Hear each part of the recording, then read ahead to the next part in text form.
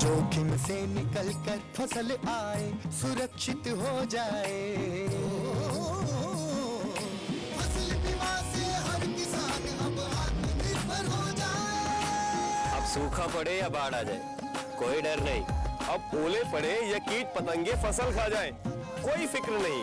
अब कैसी भी आपदा हमारी फसल पे आ जाए, क्षति होने पर हमारे दावों का उचित भुगतान मिलता है, क्योंकि हमने लिया है प्रधानमंत्री फसल बीमा। बुआई से फसल कटाई तक हर जोखिम का दावा, न्यूनतम प्रीमियम पर अधिकतम भुगतान का वादा। योजना से हर साल जुड़ रहे हैं 5 करोड़ से ज्यादा किसान। अब आपकी है बारी। नजदीकी कृषि कार्यालय, सहकारी समिति, बैंक शाखा, अधिकृत बीमा कंपनी या जन सेवा केंद्र में स्वेच्छा से करा सकते हैं पंजीकरण। फसल बीमा पोर्टल या फसल बीमा ऐप द्वारा भी किया जा सकता है पंजीकरण। प्रधानमंत्री फसल बीमा योजना, आपकी फसलों का संपूर्ण सुरक्षा कवच। कृषि एवं किसान कल्याण मंत्रालय, भारत सरकार।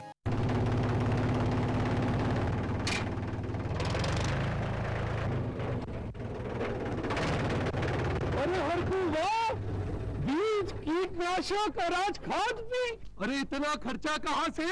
अरे खर्च की चिंता किसे है, मेरे पास है ये किसान क्रेडिट कार्ड। कार्ड? अरे बैंकों द्वारा जारी इस कार्ड से किसान उसकी सीमा तक की रकम कभी भी बैंक से निकलवा सकता है और खेती बाड़ी की सामग्री कभी भी खरीद सकता है। तो हर को भैया एक कार्ड मेरे लिए भी। किसान क्रेडिट कार्ड के लिए नजदीकी बैंक से संपर्क करें और पाएं ढेर सारे लाभ।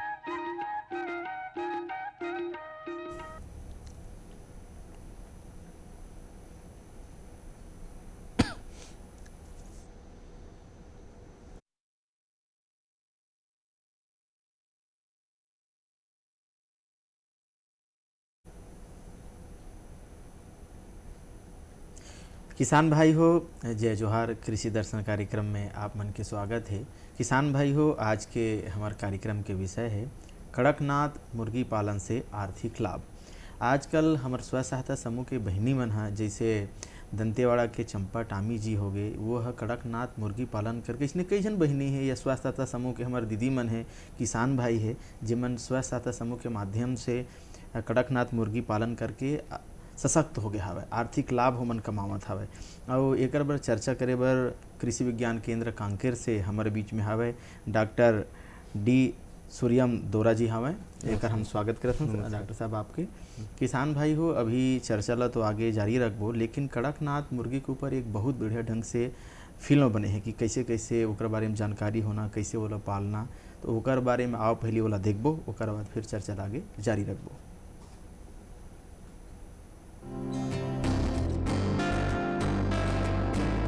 मुर्गी पालन के लिए छत्तीसगढ़ राज्य भी अब राष्ट्रीय पटल पर पहचाना जाएगा। मुर्गी पालन जो कभी परंपरा की बात हुआ करती थी, आज व्यावसायिकता के रंग में रंगी चली जा रही है। हमारे राज्य में कड़कनाथ मुर्गी पालन का काम व्यवसायिक तौर पर किया जाए तो ये एक लाभदायक व्यवसाय के रूप में उभर सकता है, क्योंकि यहाँ का वातावरण और आबो हवा कड़कनाथ मुर्गी पालन के लिए उपयुक्त है। हमारे राज्य में बहुत से सफल मुर्गी पालक भी इस बात के अच्छे उदाहरण हैं।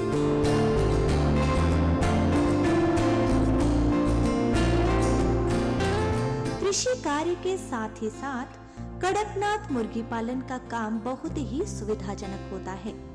दोनों कर्म एक दूसरे को सहयोग ही प्रदान करते हैं। कड़कनाथ मुर्गा जिसकी बहुत मांग होती है, इस नस्ल के मुर्गे का पालन किया जाए तो लाभ और बढ़ाई जा सकती है। सरगुजा और बस्तर जिले में पाया जाने वाला कड़कनाथ कई मायने से लोगों का पसंदीदा मुर्गा है। इस मुर्गे का पालन लगभग किसी अन्य देसी मुर्गे की तर्ज और तरीके से की जा सकती है।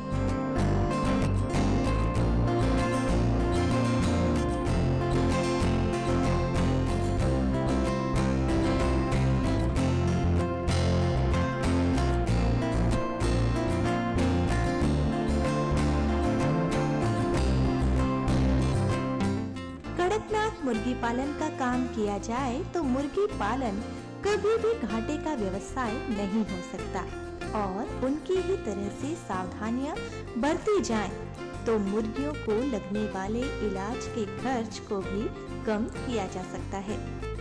यदि कड़कनाथ मुर्गियों को देखभाल, खान पान और रख रखाव सुरक्षित तरीके से किया जाए तो कोई वजह नहीं है कि मुर्गियों को रोगग्रस्त हो और उनकी मृत्यु दर बढ़े, क्योंकि लगभग सभी तरह की बीमारियों के मूल में खान पान की अशुद्धता ही पाई जाती रही है।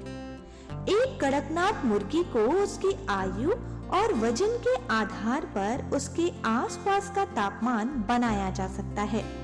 इसके लिए उसके निवास स्थान को हवादार बनाकर रखा जाना चाहिए।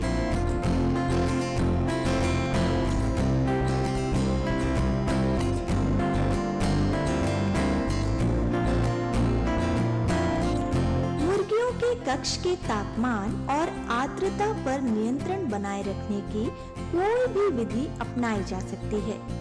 अलग अलग वर्ग और वजन की मुर्गियों को पूर्ण विकास के लिए अलग अलग तापमान की आवश्यकता होती है।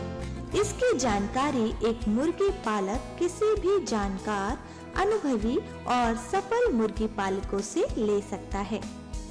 कड़कनाथ मुर्गियों को सर्वाधिक देखभाल की आवश्यकता तब होती है जब वो चूजा होता है।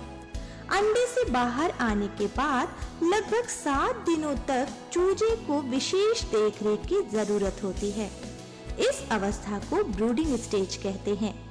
इस अवस्था में चूजों को लगभग 95 फ़ारेनहाइट तापमान की आवश्यकता होती है। आधुनिक तकनीक से इसकी भी पूरी व्यवस्था बनाई जा सकती है। इस काम को और भी आसान बनाए रखने के लिए इन चूजों को बहुत ही पास रखना चाहिए और ताकि इसमें परस्पर शारीरिक ताप का संचरण होता रहे। इसके लिए इन्हें छोटे से जगह में रखा जाना चाहिए।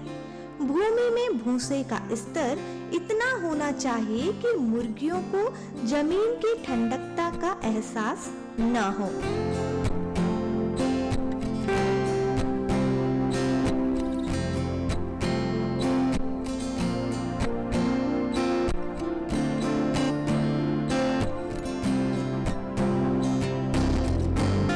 मुर्गी पालन एक सशक्त व्यवसाय है। यदि इसमें खान पान और देखभाल से संबंधित सावधानियां बरती जाएं, तो जोखिम कुछ भी नहीं रह जाता, सिर्फ लाभ ही लाभ बचा रहता है। अंडे और मुर्गियों को कभी अपने लिए बाजार की तलाश नहीं होती, बाजार आप ही उसे ढूंढ निकालता है। कड़कनाथ मुर्गियों की मांग दूर दूर है। मसला ये है कि वे कितना उत्पादित कर सकते हैं, और यही बात किसी भी व्यवसायी के लिए मनचाही बात होती है कि बाजार उसके उत्पादन के इंतजार में है।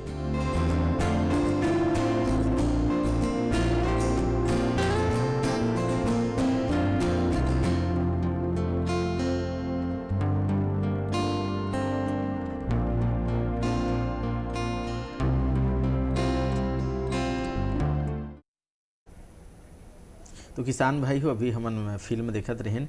डॉक्टर साहब, जैसे आप कृषि विज्ञान केंद्र से आए हो जी, और कृषि विज्ञान केंद्र नित्य प्रतिदिन नया नया अनुसंधान करत रहते हो। हमन बात करत हन कड़कनाथ मुर्गी के।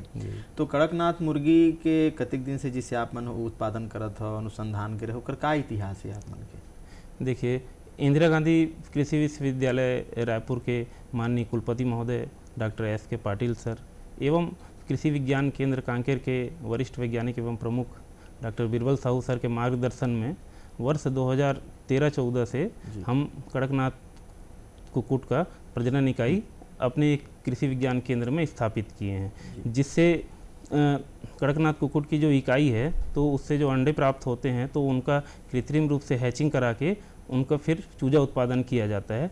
तो वर्ष 2013-14 से आज तक लगभग हमने 2 लाख से भी अधिक चूजे का उत्पादन करके जिले के किसानों को एवं राज्य के अन्य जिलों में एवं अन्य राज्यों में भी इसका वितरण किया जा चुका है। जी, 2 लाख चूजा आप मन अपन जिला में और छत्तीसगढ़ प्रदेश के अन्य जिला में घलो ही करे। डॉक्टर साहब, हम आपसे ये जानना चाहबो कि जैसे अउ हमार जो मुर्गी होते, बॉयलर होते, काकरेल होते, और ये कर तुलना में कड़कनाथ जो मुर्गी है एकर का विशेषता है, ये का बार अलग एकर पहचान है?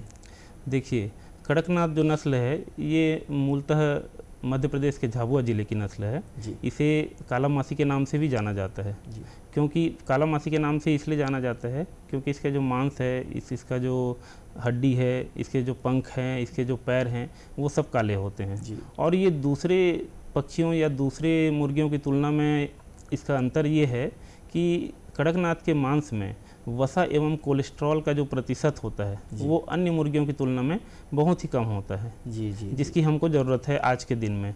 और इसमें जो प्रोटीन की मात्रा है और आयरन की मात्रा है और भी अमीनो एसिड्स हैं वो अन्य पक्षियों या मुर्गियों की तुलना में सबसे अधिक होता है।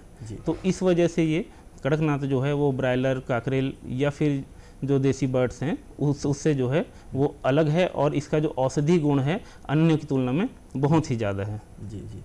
तो मैं डॉक्टर साहब जैसे आप बतावत रहे हो, अब जैसे हमन चर्चा करत हन आत्मनिर्भर भारत के तहत स्व सहायता समूह के हमारे दीदी मन या महिला कृषक मन जौन कड़कनाथ मुर्गी पालना चाहते तो कैसे ढंग के ओकर आवास के प्रबंधन करे, कैसे ओकर देख रेख बर के ओकर रखे के पाले के ओकर जो आवास प्रबंधन कैसे ढंग के हमारे बहनी मन या भाई मन करे? जी, बहुत ही अच्छा प्रश्न है आपका, क्योंकि मुर्गी पालन में आवास प्रबंधन जो है वो बहुत ही महत्वपूर्ण है। जैसे जो हमारे किसान भाई हैं जो भूमिहीन हैं या फिर जिनके पास ज़मीन नहीं है और वो भी कड़कनाथ मुर्गी का पालन करना चाहते हैं, तो वैसे में उनको जो है बैकयार्ड कुक्कुट पालन एक आवास प्रबंधन की विधि है। तो बैकयार्ड कुक्कुट पालन में किसान भाई या किसान बहन जो हैं वो अपने घर के बाड़ी में आंगन में ये मुर्गियों का पालन पोषण कर सकते हैं।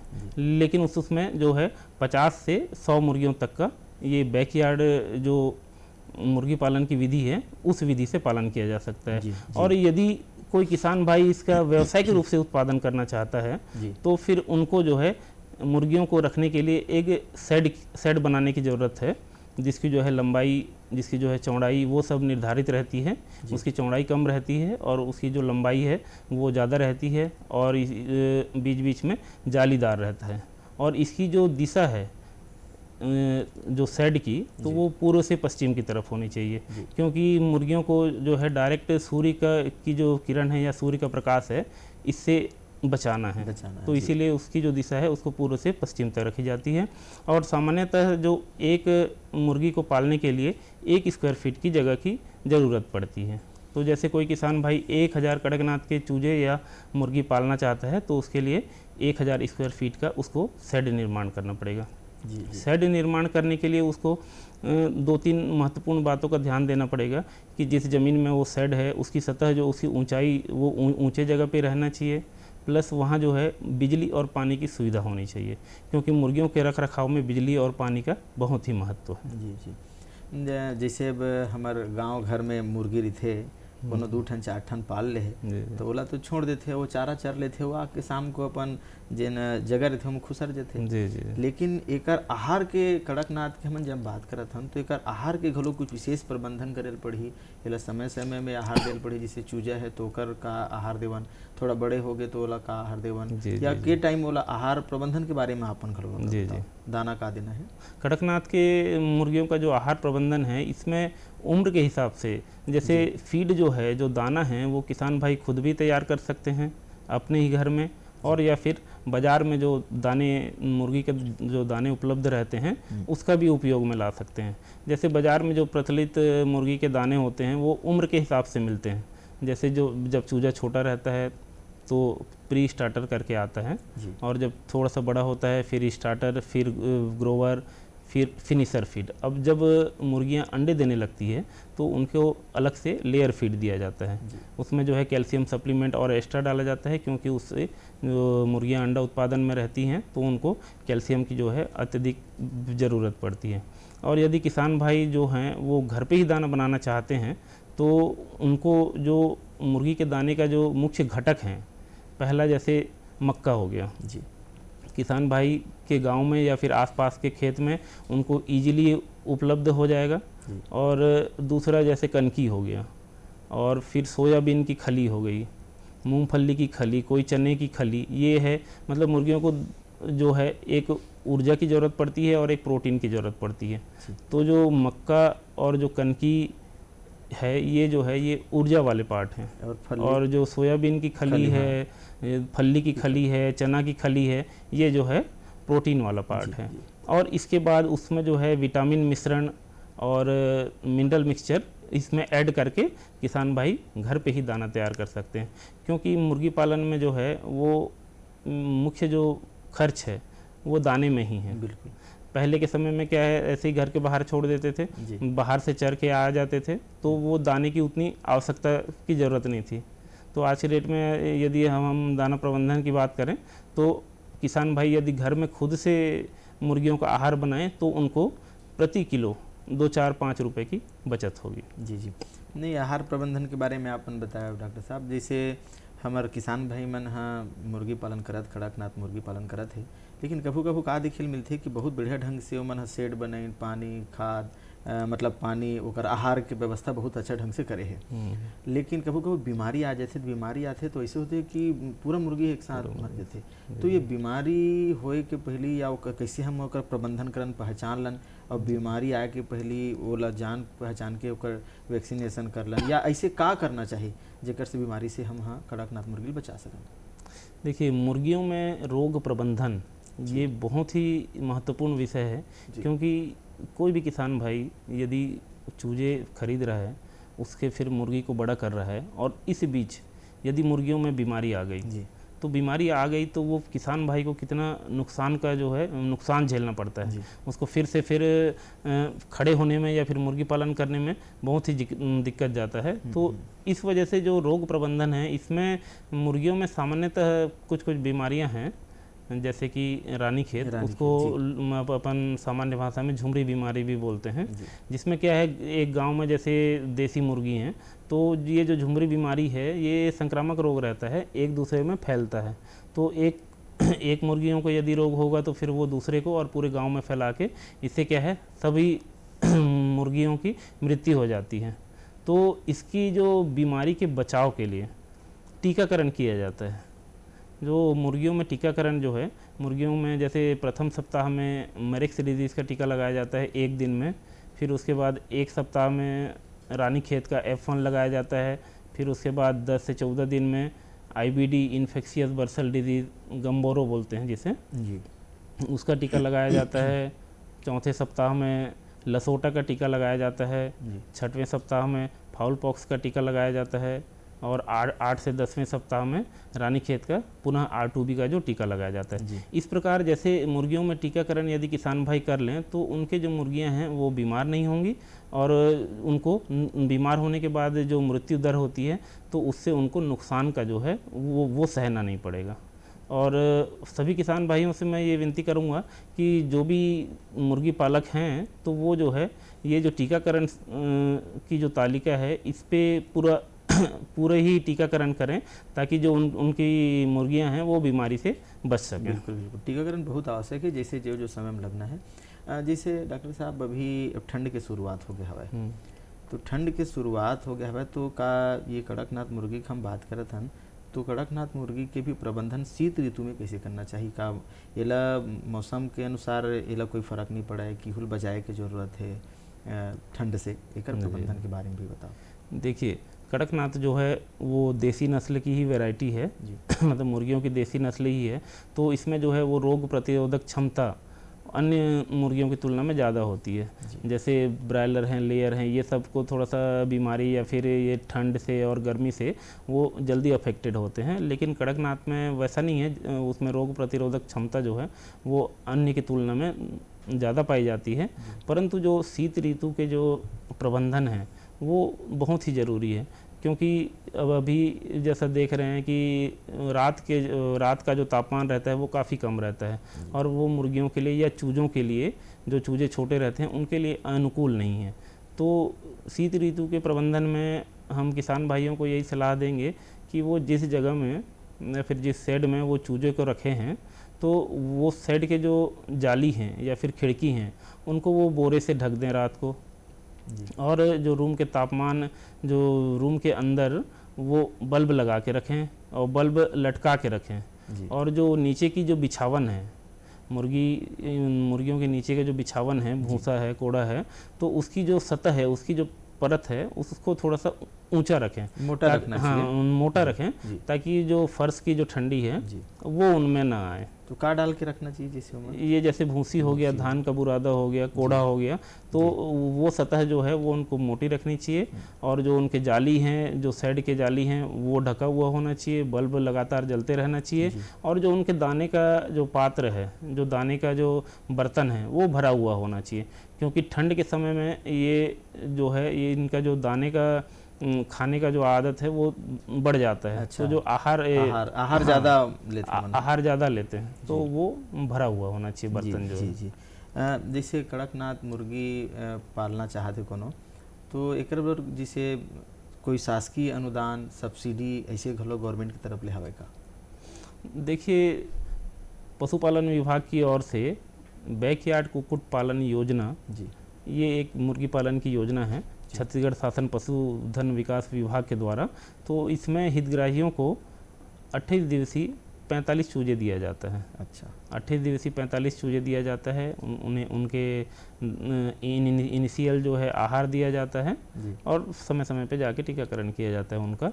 तो इसमें जो है अनारक्षित वर्ग एवं अन्य पिछड़ा वर्ग को 75% सब्सिडी है, 75%, एवं जो अनुसूचित जाति एवं जनजाति वर्ग के जो हितग्राही हैं उनको 90% की सब्सिडी प्रदान की जाती है। तो ये बैकयार्ड कुक्कुट पालन योजना के माध्यम से जो ग्रामीण कृषक हैं या फिर जो भूमिहीन कृषक हैं, उनकी ये एक आजीविका संवर्धन के लिए ये योजना चलाई जा रही है पशुधन विकास विभाग की ओर से। जी। क्योंकि जैसा कि हम देखे हैं कि पहले जब ATM नहीं हुआ करते थे, तो ये मुर्गी ही जो है वो घर का ATM हुआ करती थी। कभी किसी हितग्राही या फिर कभी कोई घर में कुछ अकाल हो गया, कुछ बीमारी हो गया या फिर पैसे की ज़रूरत हो गई, तो उस समय क्या है, लोग मुर्गी को बेच के पैसा इकट्ठा कर लेते थे, पैसा प्राप्त कर लेते थे, उपयोग कर लेते थे। डॉक्टर साहब, बहुत अल्प समय में आप बृहद बात कड़कनाथ मुर्गी के बारे में आप बताया कि कैसे ओकर आहार के व्यवस्था करना चाहिए, कैसे सेट बनाना चाहिए, कैसे ओकर बीमारी के बारे में पहचान कर लेना चाहिए। जम्मो बात के बहुत कम समय विस्तृत जानकारी आप मन दे हो, एक लिए आपके बहुत बहुत धन्यवाद। धन्यवाद। तो किसान भाई हो, आपो मन हा कड़कनाथ मुर्गी के पालन करो और आर्थिक लाभ आप मन कमाओ। आज बस अतकेच अवैया बेरा में नवा गोड बात लेके आप मन के सामने फिर उपस्थित होबो। अब दो विदा, राम राम।